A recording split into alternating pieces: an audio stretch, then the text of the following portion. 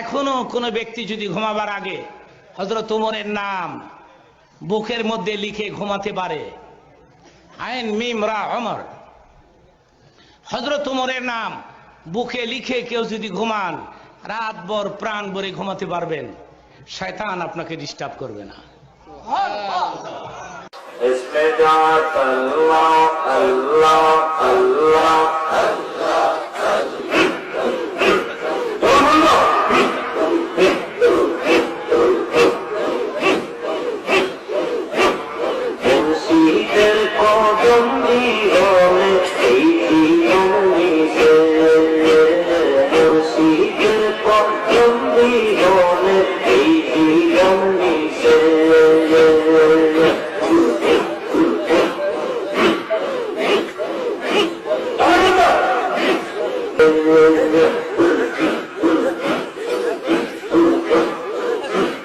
এই মেয়েটির রোজা গোলের মধ্যে ছিল স্বামীর ঘরে আসা মাত্র তার মৃত্যু। স্বামীর হক আদায় করার পূর্বে, স্বামী তার স্ত্রীর হক আদায় করার পূর্বে রোজা গোলে মহিলাটির, এই মেয়েটির মৃত্যু নির্দিষ্ট ছিল। আমি বিয়ে কেন পড়াইলাম? আমি দেখতেছিলাম মালাকুল মউত আসতেছে তার পেছনে পেছনে, এই জন্য তার কাছে বসি আল্লাহ থেকে দাবি আদায় করে আজরাইলকে দৌড়াই দিয়ে আমি মেয়েটার হায়াত বাড়াই দিলাম। আল্লাহু আকবার বলেন। হায়াতুন নবী, জিন্দা নবী একটা। আল্লাহ নবী সাল্লাল্লাহু রওজা মুবারকের মধ্যে শ্বশুরে জিন্দা আছেন।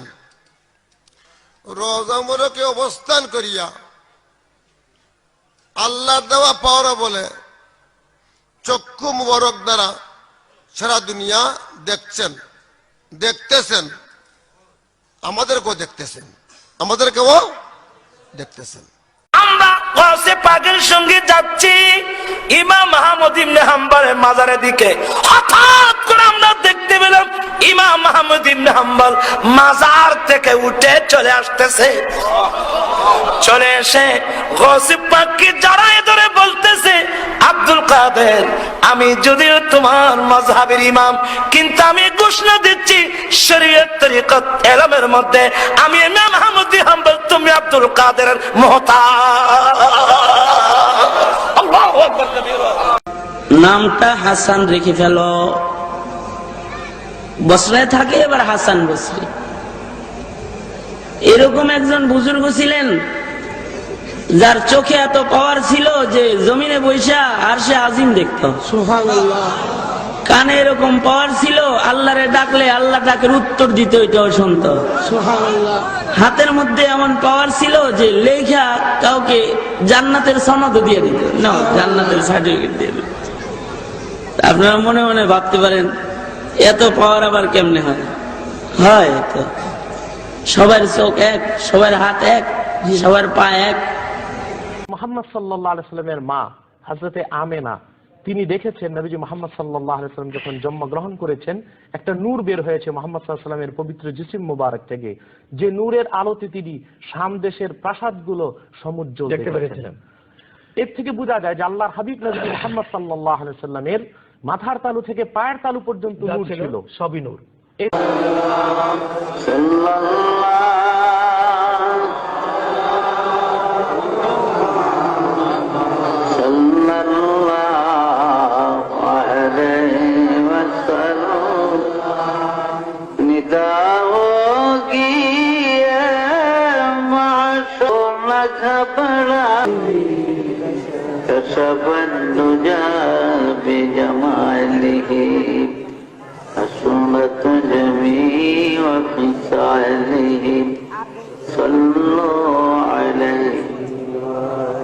এক পর্যায়ে মানুষ গেলে তার নামাজ, রোজা, হজ, যাকাত সব কমপ্লিট হয়ে যায়।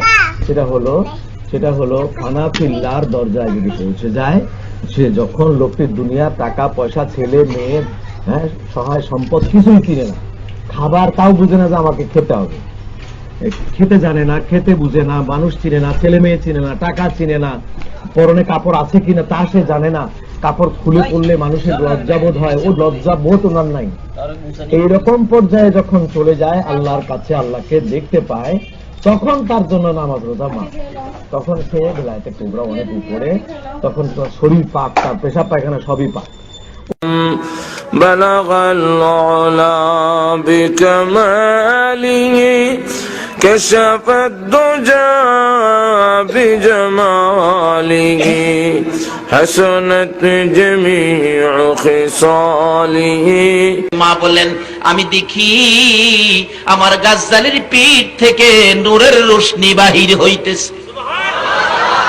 আশ্চর্য হলাম, হাউস করে আমার সন্তানের পিঠ থেকে নূরের রোশনি বাহির হয়, ব্যাপারটা কি?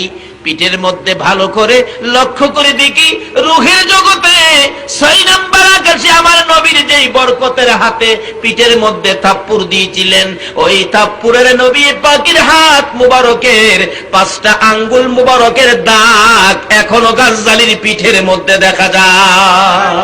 বিশ্বাস হয় আমার স্ত্রী যে রাসূলের মেয়ে ছিল? বিশ্বাস হতো না? উনি মা ফাতেমা ছিলেন, আবার আপনাদের দয়াল মা হোসেন। পরিষ্কার।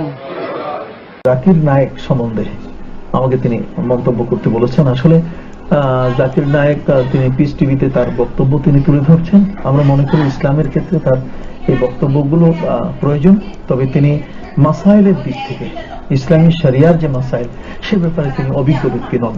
ফতোয়ার স্পেসিফিক ফতোয়া সম্বন্ধে এবং কেরাতুল কোরআন, কোরআনের যে স্পষ্ট উচ্চারণ এই ব্যাপারে ওনার অনেক